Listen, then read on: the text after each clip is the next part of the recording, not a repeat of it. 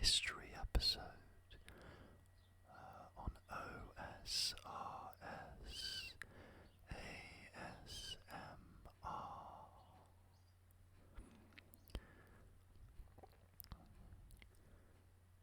This morning,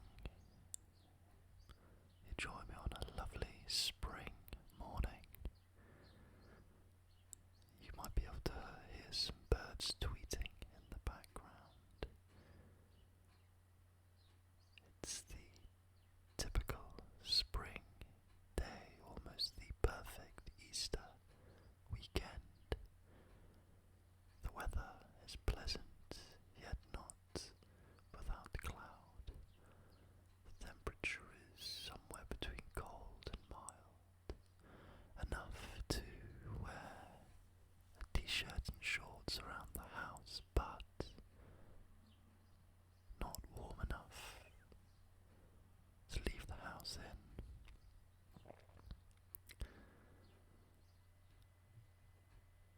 So today we're going to be looking at the Iron Age, the age that directly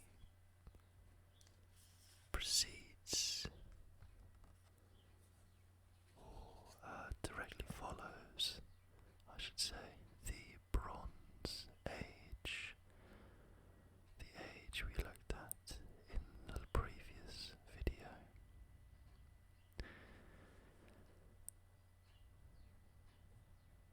And before we get started, I thought we could take a look at the History.com's initial graphic or illustration on their header for the Iron Age.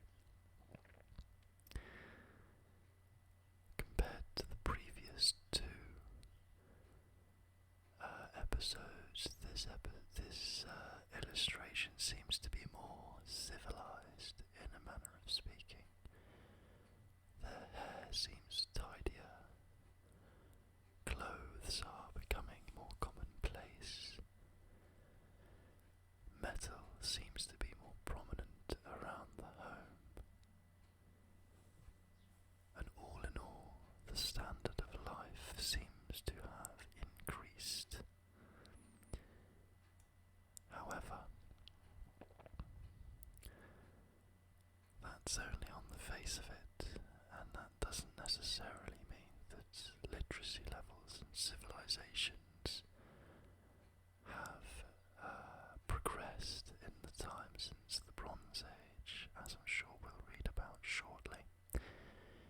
As the Iron Age, although being characterized as being of the use of a stronger metal than bronze and steel, many of the previous civilizations are now gone. So we'll read a little bit more about that very shortly.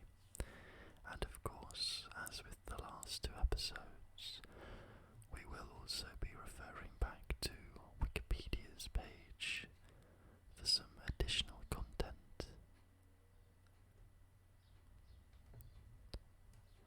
But for now, let's go through the Iron Age. So, the Iron Age was a period in human history that started between 1200 BC and 600 BC, depending on the region, and followed the Stone Age and Bronze Age.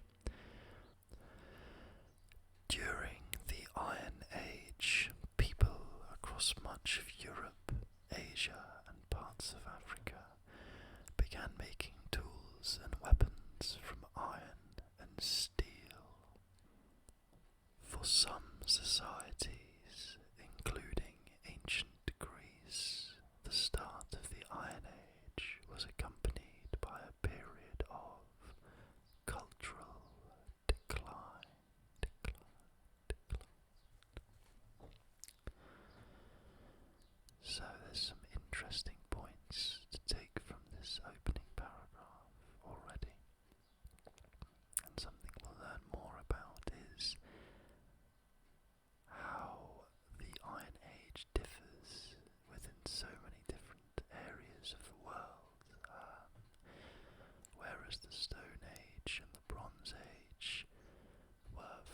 most parts near enough happening at the same sort of time throughout the world, with slight exceptions here and there. The Iron Age took place for different civilizations at different times, and I think the predominant Iron Age that we certainly think of is the Iron Age that took place during the periods of the Persian Empire and the early Greek civilization. As mentioned here, for the ancient Greeks this was seen as a period of cultural decline. So humans may have smelted iron sporadically throughout the Bronze Age, though they likely saw iron as an inferior metal. Iron tools and weapons weren't as hard or durable as their bronze counterparts. The use of iron became more widespread after people learned how to make steel, a much harder metal, by heating iron with carbon. The Hittites, who lived during the Bronze Age in what is now Turkey, may have been the first to make steel. So a really interesting fact there, and something that I wasn't aware of. The fact that iron is actually inferior to bronze in terms of weaponry and tools. An interesting point, especially if you follow the other episodes on my channel to do with old school RuneScape. In RuneScape, iron is considered a superior form of armour and weaponry than bronze, and this isn't even before we get on to steel. So the fact that in the real world this isn't really the case is, well, that's definitely new to me.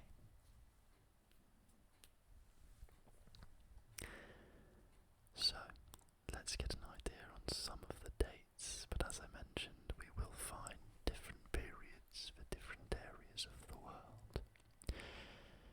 The Iron Age began around 1200 BC in the Mediterranean region and Near East, with the collapse of several prominent Bronze Age civilizations, including the Mycenaean civilization in Greece and the Hittite Empire in Turkey. Ancient cities including Troy and Gaza were destroyed, trade routes were lost, and literacy declined throughout the region. So interestingly, the beginning of the Iron Age almost, it looks like, brought about a small dark age between the Bronze and Iron Ages when literacy was lost. Thus, historical records weren't kept. The cause for the collapse of these Bronze Age kingdoms remains unclear. However, there are some reasons as to why that may have been. Reasons that we checked and went through in the last video.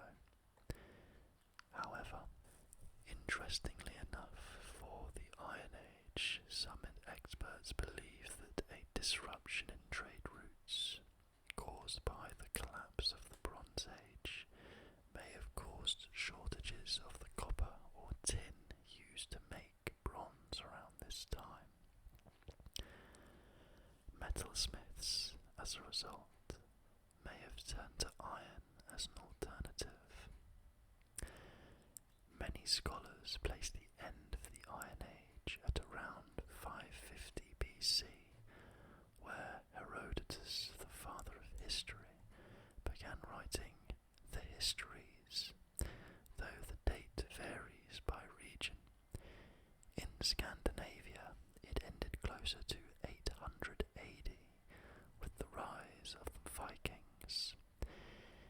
Western and Central Europe, the end of the Iron Age is typically identified as coinciding with the Roman conquest during the 1st century BC.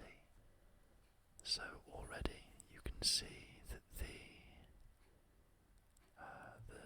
periods of time that this era spanned differed just within different areas of Europe, and this is without going into other parts of the world. So just within Southern Europe 550 BC, Northern Europe 800 AD, and Central Western Europe somewhere in between in the 1st century BC. Now, although Western and Central Europe show as having ended their Iron Age in the 1st century BC,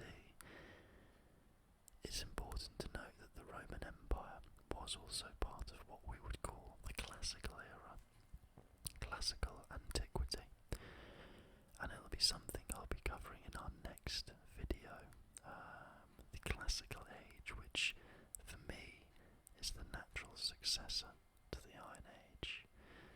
So although we have these different eras for the Iron Age, this video will primarily be focusing on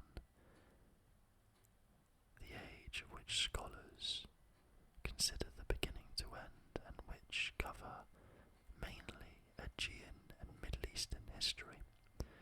Likewise, the Viking period and era I'll be covering in a following episode to do with the Dark Ages and the medieval period. So we'll bookmark some of these topics here to come back to at a later time.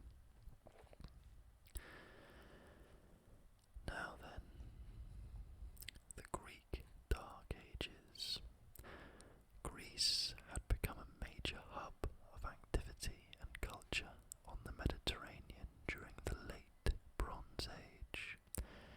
The Mycenaean civilization was rich in material wealth from trade.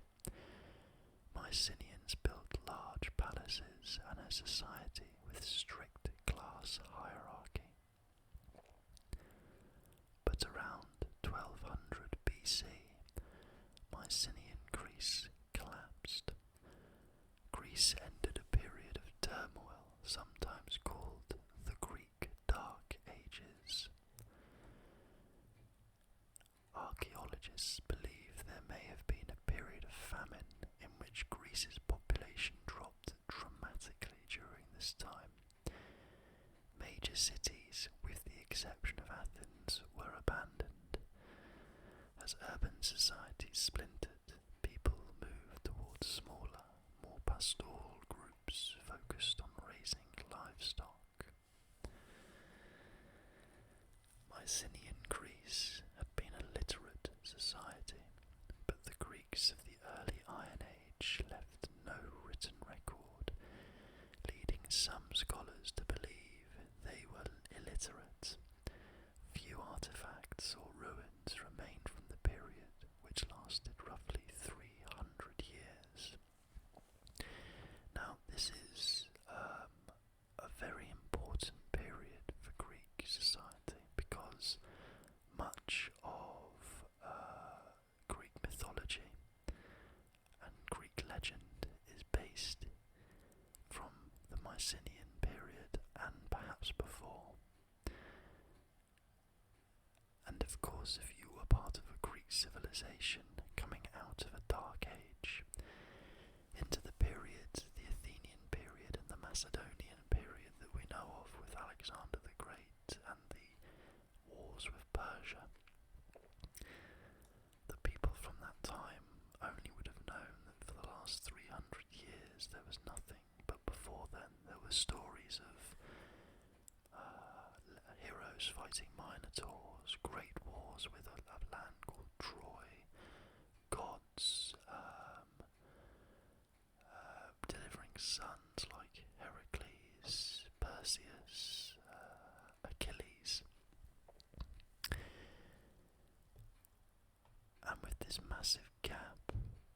massive hole in society, perhaps they would have seen that as hope, some sort of beacon of understanding of what sort of people they were. It gives them national identity. And so these myths and legends become very real.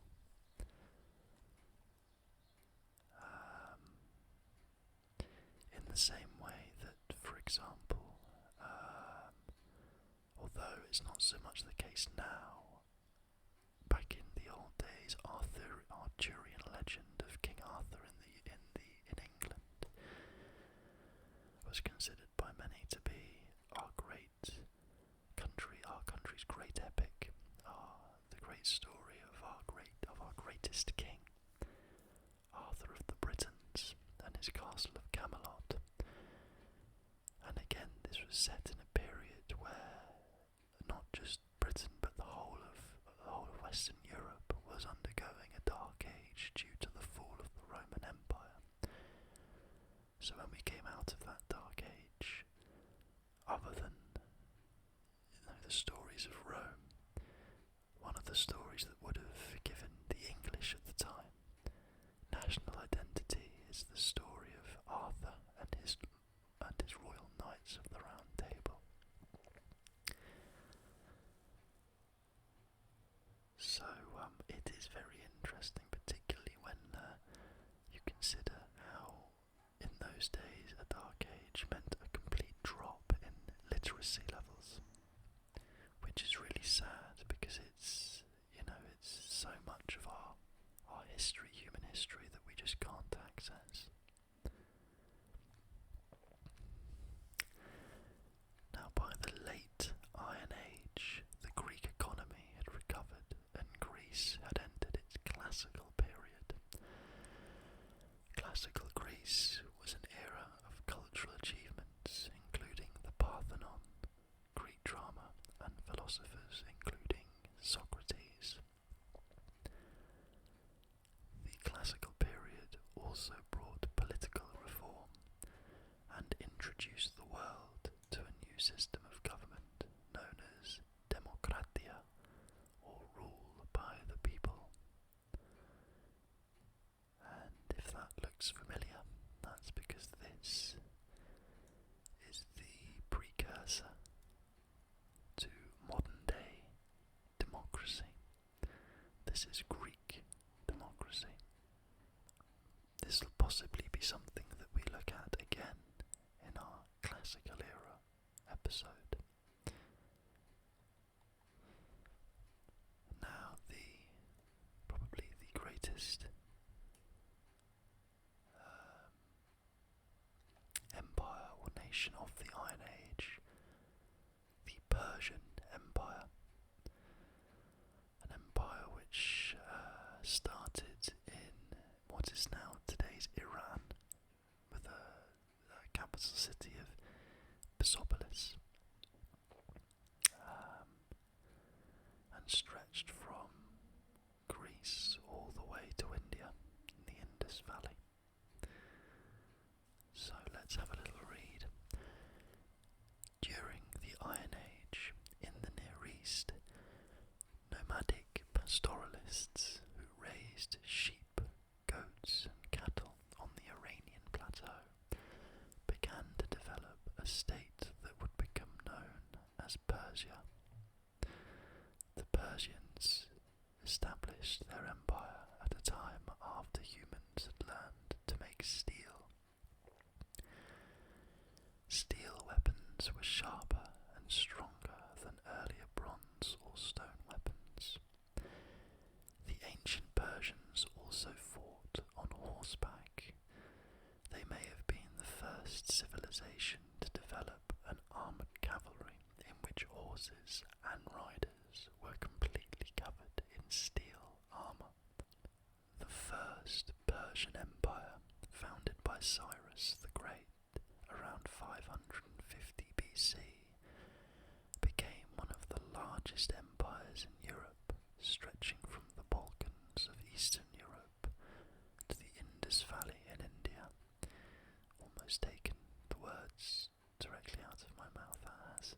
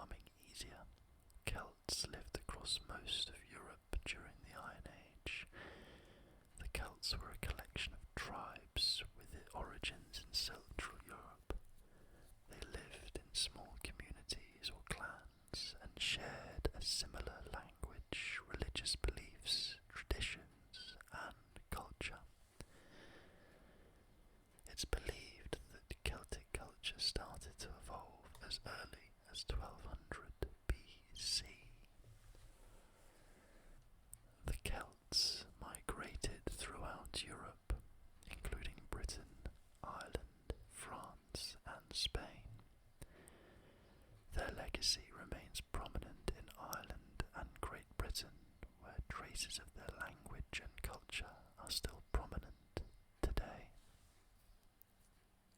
And I think it's important to note that the picture we saw at the top of this page, this most likely represents a Celtic family. It could also be perhaps a Central European Gothic family or Scandinavian, but I think particularly by the colour of this young child, his hair. Ginger is a very Celtic trait, so I suspect that this was a Celtic abode, a Celtic family, especially when you see the hut that they're living in. It looks suspiciously close to this sort of Iron Age dwelling, which is a hill fort in the Welsh Marches near Oswaldry in northwest Shropshire. So there we go.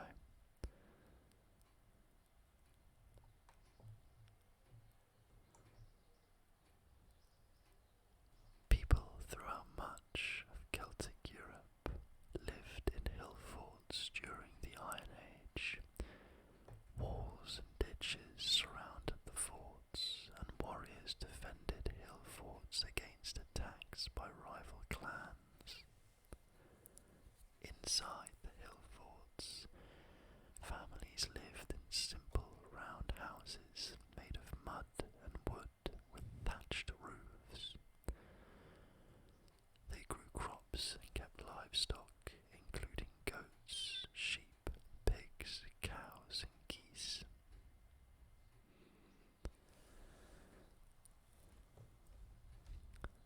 Again, this is very much how Europe's Iron Age looked.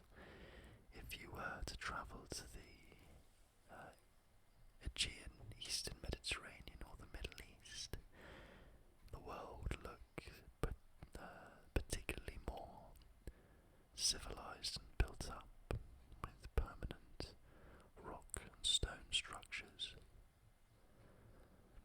Europe, or Western Europe, was still lagging behind. Now then, let's take a look at the Persian Empire. And here we have some of the walls of Persepolis. This is a UNESCO heritage site in Iran today. So let's learn a bit more about them. The Persian Empire is the name given to a series of dynasties centered in modern-day Iran that spanned several centuries, from the 6th century BC to the 20th century AD. The first Persian Empire, founded by Cyrus the Great around 550 BC, became one of the largest empires in history, stretching from Europe's Balkan Peninsula in the west to India's Indus Valley in the east.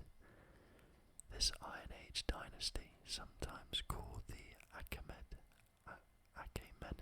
Empire, was a global hub of culture, religion, science, art, and technology for more than 200 years before it fell to the invading armies of Alexander the Great.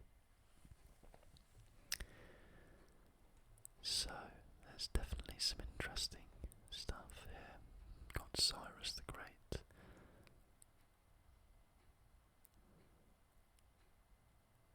So, the Persian Empire started as a collection of semi-nomadic tribes who raised sheep, goats, and cattle on the Iranian plateau. Cyrus the Great, the leader of one such tribe, began to defeat nearby kingdoms including Media, Lydia, and Babylon. was a famous Bronze Age civilization that we learned about in the previous video, so certainly no small feat. And Cyrus joined them under one rule. He founded the first Persian Empire, also known as the Achaemenid Empire, in 550 BC. The first Persian Empire under Cyrus the Great soon became the world's first superpower.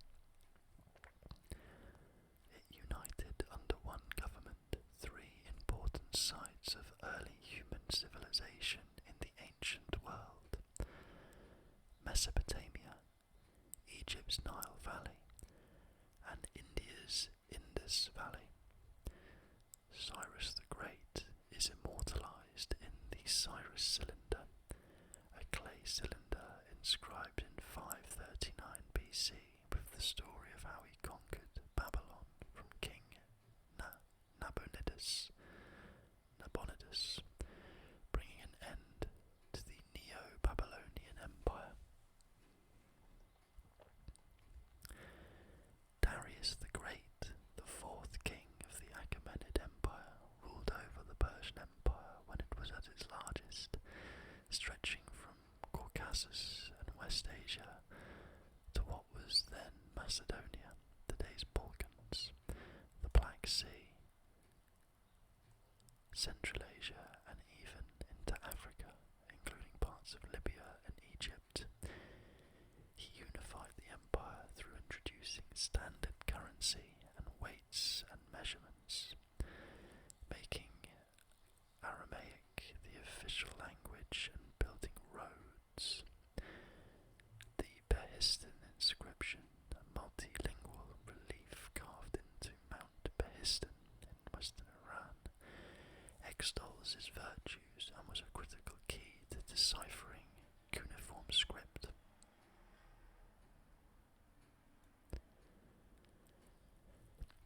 Its impact is compared to that of the Rosetta Stone, the tablet that enabled scholars to decipher Egyptian hieroglyphics. The Rosetta Stone, a very famous rock, a very famous piece of, well, I'm not really sure what the word is for it, but a very important piece of archaeology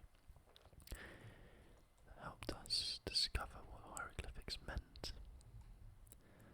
And so it seems that this carving in Mount Behistun is the same in terms of the Persians.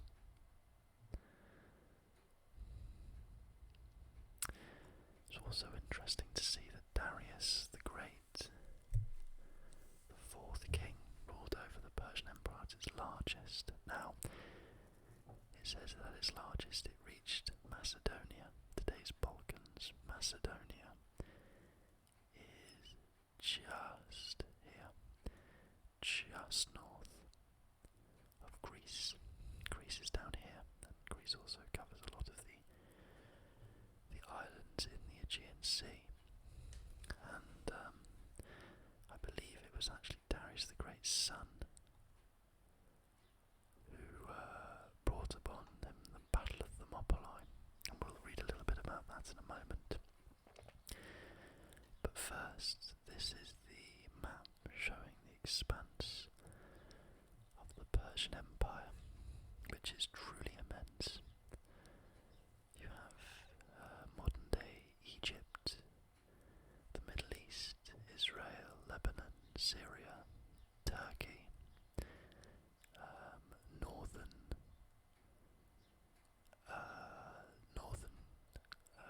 Greece, North Macedonia, what looks like Bulgaria, and also parts of Romania. And then up here we have perhaps parts of Georgia and Caucasus as it was known then, but Georgia, Armenia, and some of the countries up here which I believe are countries such as Turkmenistan and Azerbaijan, and going all the way down into the Indus Valley in India. So this also would have covered Iran, Iraq, most likely Pakistan,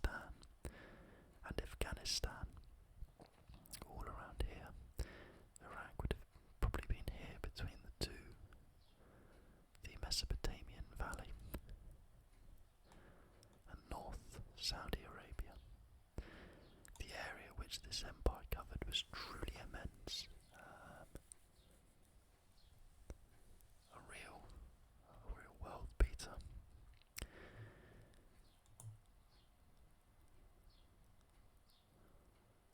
Okay, now something I was keen on looking at in terms of Stone Age, Iron Age history was the fall of the Persian Empire, as it's sort of ties in with what we believe the end of the Iron Age was. So we're looking at 660 BC. The Persian Empire began to fall. It truly fell in 330 BC, but before then, at the beginning of the Classical era and the end of the Iron Age, Xerxes the First tried to invade Greece. Now, if you look at the map that we'd just seen a moment ago, that is this incredibly large empire trying to invade a small little country down here.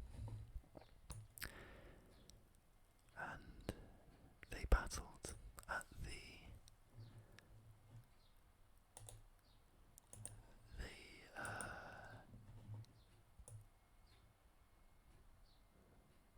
they certainly had their war.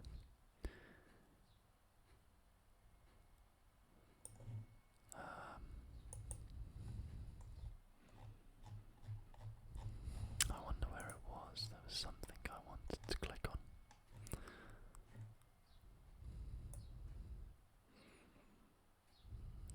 Classical Greek.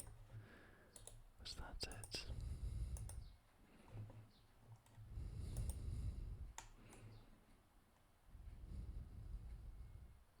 Yes, here we go.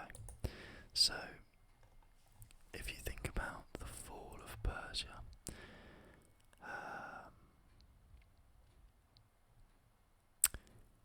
Xerxes the First in 480 BC attempted to invade Greece,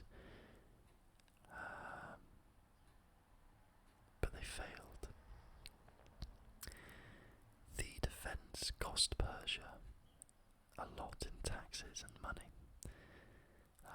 and depleted their funds. On the flip side, it then brought together the Greek nations. They did eventually fall again, but this caused the Macedonian nation to take full control, and Alexander the Great rose and brought an end to the Persian Empire, as he went on to conquer much of what was then Persia himself. And that is all around the Persian War. If any of you have watched the film 300, then you may be aware of some of the details of this, although hugely dramatised. The general story being that 300 Spartans held their own against 100,000 Persians. The real story was in fact 60,000 Persians against 5,000 Greeks. Although that's still an incredible feat, it's 12 to 1 that they're outnumbered. So the Persian wars, led by Athens and Sparta, two city-states within Greek society, they were engaged in a great war with the Persian Empire at the beginning of the 5th century BC. In 498 BC, Greek forces sacked the Persian city of Sardis. In 490 BC, the Persian king sent a naval expedition across the Aegean to attack Athenian troops in the Battle of Marathon. Despite a resounding Athenian victory there, the Persians did not give up. In 480,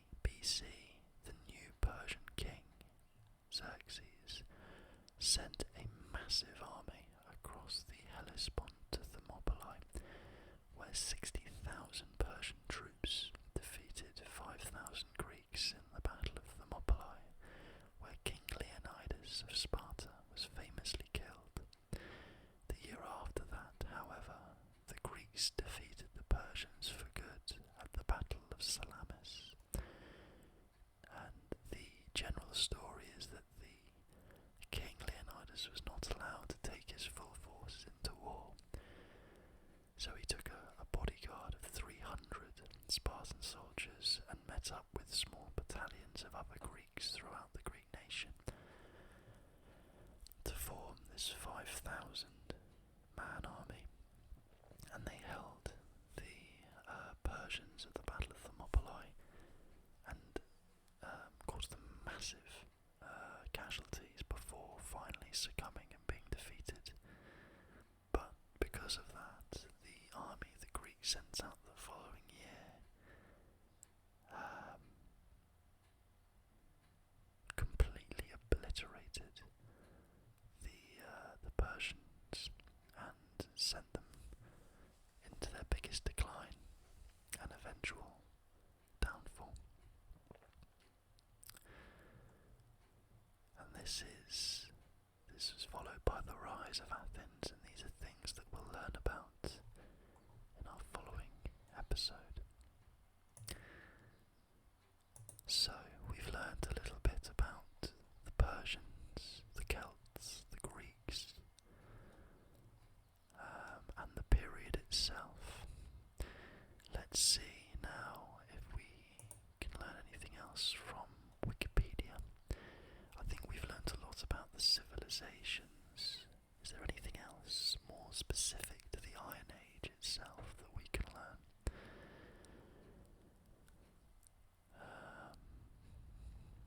So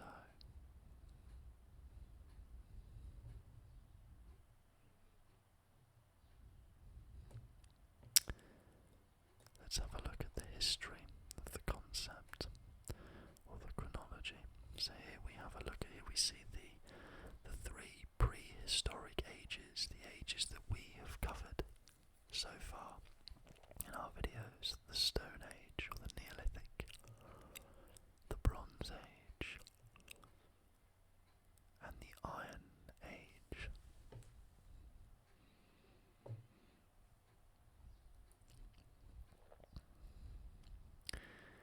And here we have a bit of a graphic showing how the different ages differed.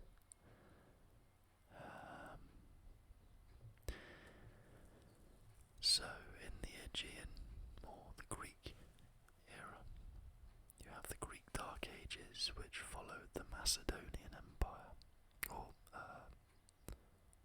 I beg your pardon, following the Mycenaean Empire. And we have the Archaic period, which is again I suppose their period of rebuilding and reforming, but archaic as it's still basic and old, ancient. And then we reach classical Greece. So this very much being this period here very much being the Greek Iron Age, before reaching their classical period. In Central Europe we have the Hallstatt and Latine, which predated the Roman Empire. In Italy again we have the Villanovan Society and the Bruscan Society, which again predated Roman Italy. And in Northern Europe we have pre-Roman and Roman society, which was all part of their Iron Age, as well as Germanic. But then, when the Vikings came onto the scene, they eventually exited their Iron Age. It's an interesting graphic there.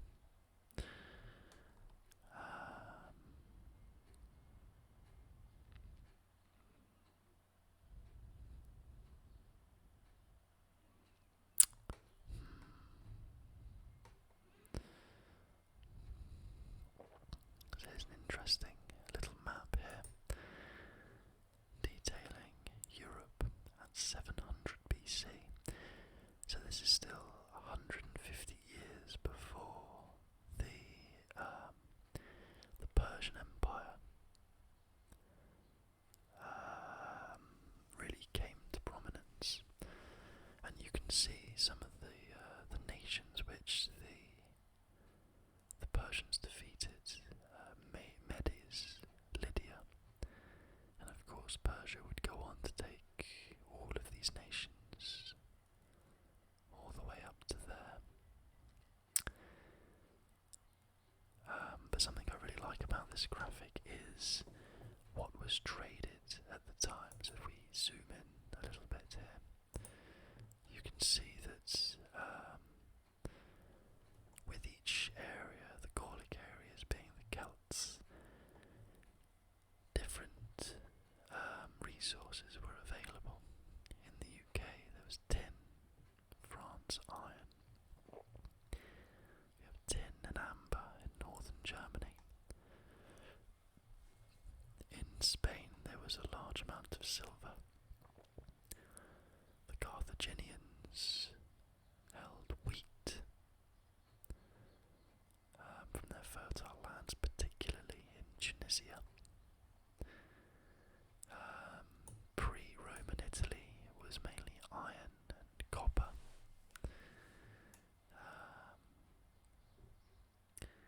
And then as we move into the Middle East, we have Egypt, which was gold, wheat and ivory. Resins in Saudi Arabia, all the Arab lands. Slaves from the Scythian lands, Carascus or Caucasus. We have wheat and fish from the area around Crimea and Ukraine, and Turkey with silver and iron. There is also, it's hard to see against the background, but Greece has an export of oil and wine, which, looking at the map, would have been a unique resource, and probably played a part in why the Greeks were as wealthy as they were in this period. And there you can see some of the smaller Greek city-states: Sparta, Arcadia, Argos, Corinth, Athens, Crete, Thessaly, and of course Macedonia, which would eventually lead to the Macedonian Empire under Alexander the Great. Although Macedonia isn't technically part of Greece, perhaps they were considered ancient Greeks, but even today Macedonia is its own country compared to Greek or Greece as it is now. So yes, this was in the centre of or the middle of the Iron Age, or towards the end.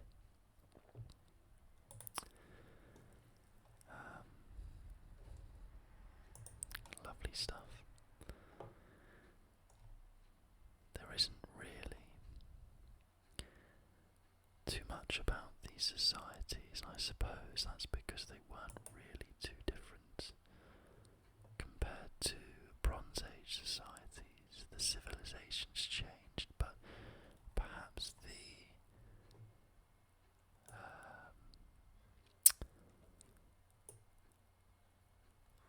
ways of living hadn't changed too much since the Bronze Age collapse. What have we got here? The Ages of Man.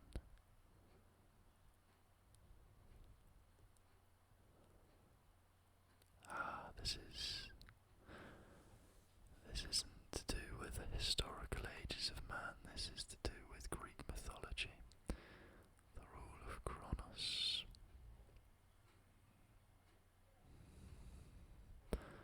Yeah, no, this isn't quite what we're looking for. Okay, well, there have certainly been some interesting points on there. Perhaps one other thing I'd like to have a look at start of the Roman civilization, as you have to bear in mind that in Europe, the last stage of prehistoric Europe and the first of the proto-historic periods, which initially means descriptions of a particular area by Greek and Roman writers. For much of Europe, the period came to an abrupt local end after conquest by Romans, though ironworking remained the dominant technology until recent times. Elsewhere, it may last until the early centuries AD, and either Christianization or a new conquest in the migration period. So if we have a look at Iron Age Europe.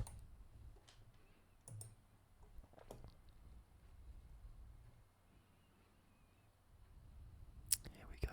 Italy and Western Europe. So in Italy, the Iron Age was probably introduced by the Villanovan culture, which succeeded the Bronze Age. Proto-Villanovan culture in the territory of Tuscany and northern Latium, and spread in parts of Romagna, Campania and Fermo in the March. The burial characteristics relate the Villanovan culture to the Central European Urnfield culture of 1300 to 750 BC, and Celtic Hallstatt culture, which succeeded the Urnfield culture. Cremated remains were housed in double cone-shaped urns and buried. The Etruscans' Old Italic alphabet spread throughout Italy from the 8th century. The Etruscan Iron Age was then ended with the rise and conquest of the Roman Republic, which conquered the last Etruscan city of Philasna in 265 BC. In Sardinia, ironworking seems to have begun around the 13th century to 10th century BC, with the Nuragic civilization, perhaps via Cyprus. This is very interesting because here we have the way in which, or the demographic of Italian people during the Iron Age. And I suppose this is to do with incineration or inhumation. I'm guessing it's the different ways of burying your dead and the different cultures that inhabited these areas. Possibly not too much about the Iron Age, but more to do with the way in which they disposed or remembered their dead. Okay, well, I suppose that's probably a good point to leave it. There isn't really a great deal of unique information that we can go through in this period. Something I would have quite liked to have done is perhaps look at some of the world wonders from each of these periods, but I think I might make a separate series for that.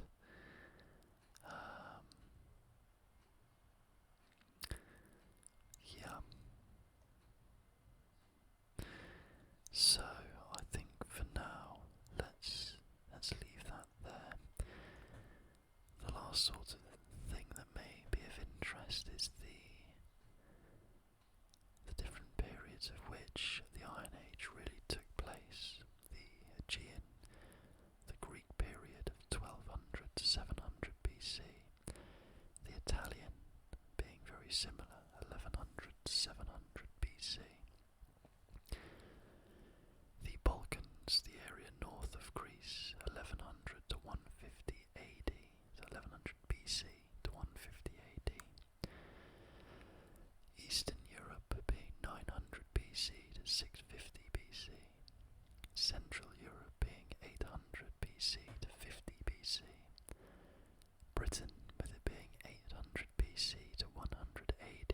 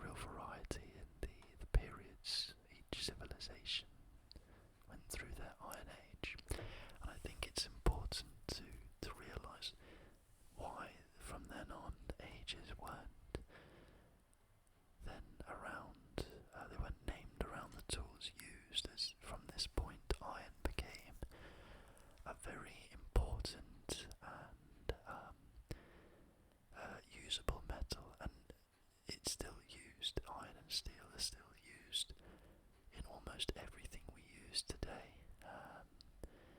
Most buildings and structures have iron and steel in them somewhere. Most cars, transport, trains, planes. Almost all metals are made of iron, and well, the majority of metal used in the world for the most part is iron and steel because there's just so much of it. So from this point onwards, the prehistorical eras ended and we came into eras that detailed not the tools that we used, but the societies that we had built.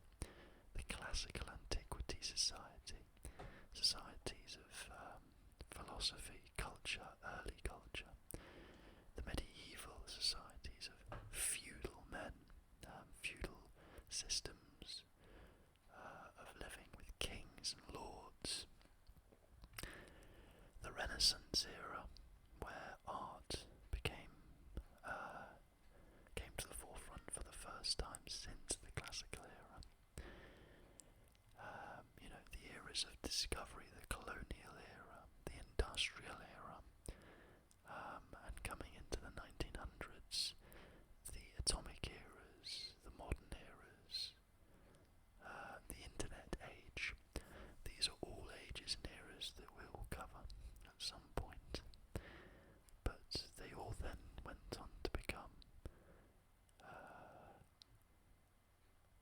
names for society, whereas this is the truly last age where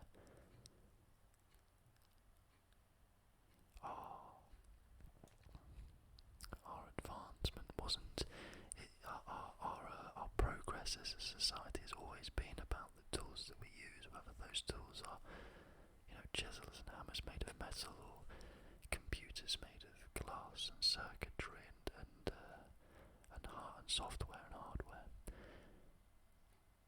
But it's the way that we, as a society, then changed the way that we lived due to this. You can see some of the changes that have gone through that humans went through just in the Bronze Age and the Stone Age. Things became slightly more civilized. People started living together, settling down. Tribes became small villages and towns, settlements, and in some cases we had empires. But from what we know, we still have a lot of artifacts from those eras, but society itself was still quite basic. And then once we reached the classical era, we found a new dimension for which to live, and I think we can go through more of that. I feel like I'm rambling a bit now, so we'll go through a bit more of that in the next episode, and hopefully I'll be able to give a bit more of a detailed explanation on what I was just talking about. I think maybe I've just been rambling for the last few minutes about a load of rubbish, so we'll come back to that in the next episode. For now though, I hope you've all had a very relaxing session today. Until the next time.